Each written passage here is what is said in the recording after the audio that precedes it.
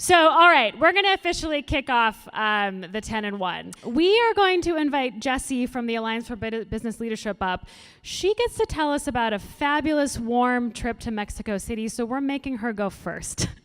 So, Jessie, welcome to the stage. It was cold and rainy the whole time. It was not warm. Oh, please don't let me get played off like the Oscars.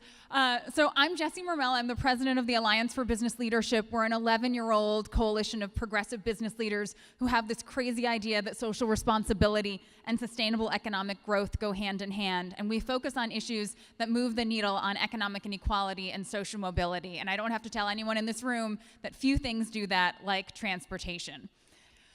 So a few weeks ago, on November 13th through the 16th, with the help of this little group you may have heard of called the Bar Foundation, we took about 15 of our members, business executives from companies big and small across Greater Boston, to Mexico City to learn about their bus rapid transit system. These are folks who are worried about transportation. They're worried about how their employees and their customers are going to safely and reliably get to and from their place of business, but they are not, and I say this with love, transportation nerds like all of us, right? They have no policy expertise. A lot of them had barely even ridden the bus, let alone knew what BRT actually is. And so we took 15 BRT virgins, put them on a plane, and went to Mexico City, where we put them on the bus.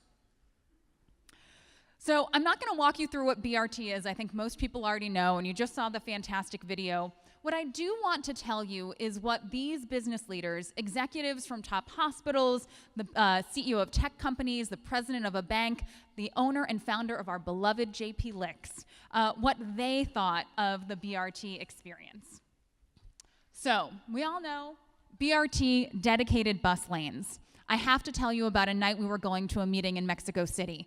We were all on the top deck of the Route 7 bus in Mexico City, brand new, opened March of this year, zipping past cars stuck in evening rush hour. And we're there, I'm not gonna lie, a little haughty, sitting there in the upper deck, looking down on the cars, sitting there in congestion. And all of a sudden, I hear some of our folks sitting near us say, "This is like being on the train." It was really unbelievable. The meeting we were going to was with the billionaire head of a business civic organization called Corre Foro Urbano. Now, I want you to picture like Mexican Michael Douglas. So the silver hair all pushed back and the perfectly tailored suit. And this man is standing in front of us talking about how he takes the bus to and from work because it is a better use of his time. It cuts his transportation time nearly in half. And to hear our CEOs, some of whom had never set foot on a bus since their college days, see this, not quite the most interesting man in the world, but pretty close, guy tell them that he voluntarily takes the bus to work when he could afford any mode of transit his little heart desired, really blew them away. So, bus lanes in the center of the road. When we told our folks about this, I have to admit, they were like, "Oh, okay, so what? I don't really care."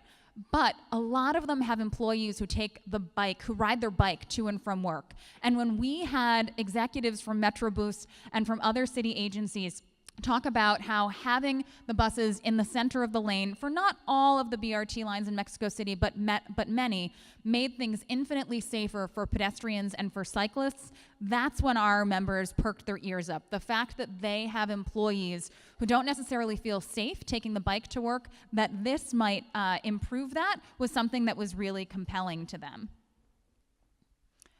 Off-board fare collection. So yes, that is my thumb in the picture. I'm available for autographs afterward.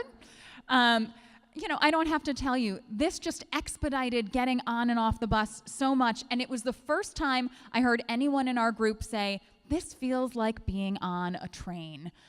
It was really unbelievable. People, you can see, this is Paris Wallace walking through here. He's the CEO of Ova Science, a pretty hot startup, a little older than a startup that works in women's health, and everyone's having a great time just using their pass, getting on the bus. Platform level boarding. The video that Julia presented talked about the obvious benefits for people who present mobility challenges. But I have to tell you, I had one of the folks from our group who is an investor, able-bodied young woman, say, "This just stresses me out a whole lot less." You know, she was excited to be in a crowded environment and not have to be worrying about steps or leaping over a gap. She just felt like it created a more enjoyable experience. It's what Mary was talking about in the video we just saw. Making bus an enjoyable, easy experience is almost as important, if not more, than making it speedy and making it reliable. Also, obviously, we all got on more quickly with all-door boarding, and it was interesting. At some of the platforms, it's a little bit narrow, particularly when you have outbound and inbound using the same platform, and we had some people say, well, this makes me nervous about falling off, and then we said, well, the same thing could happen at Park Street on the Red Line, and this way you won't get electrocuted if you hit the tracks. So, silver lining there. So what can we improve? Obvious here, Stacy's given me the warning, so I'm going to speed up. So in Mexico City, they were hugely motivated by reducing their pollution. I think everyone knows the challenges that Mexico City has faced there. I'll tell you that our folks found that compelling, of course, but what really motivated them was this: the ability to cut commutes almost in half.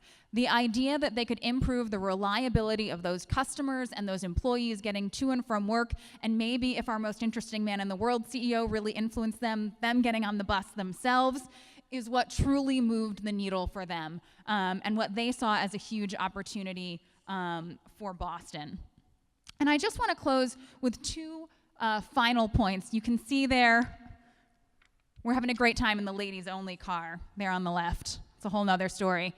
We were really struck by two final things. One, no stigma for bus. You know, we went with folks, those bus virgins, who really didn't have an incredibly positive image of bus in their mind. And to go to a place where bus is what the cool kids ride, that's clean and beautiful and reliable and modern, really changed their perception about what's possible for bus.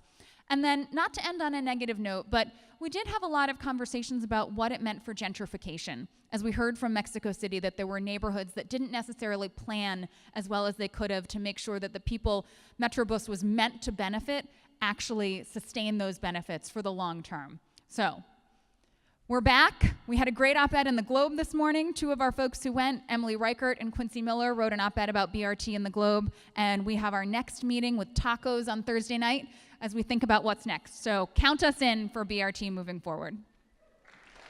And I didn't get the music.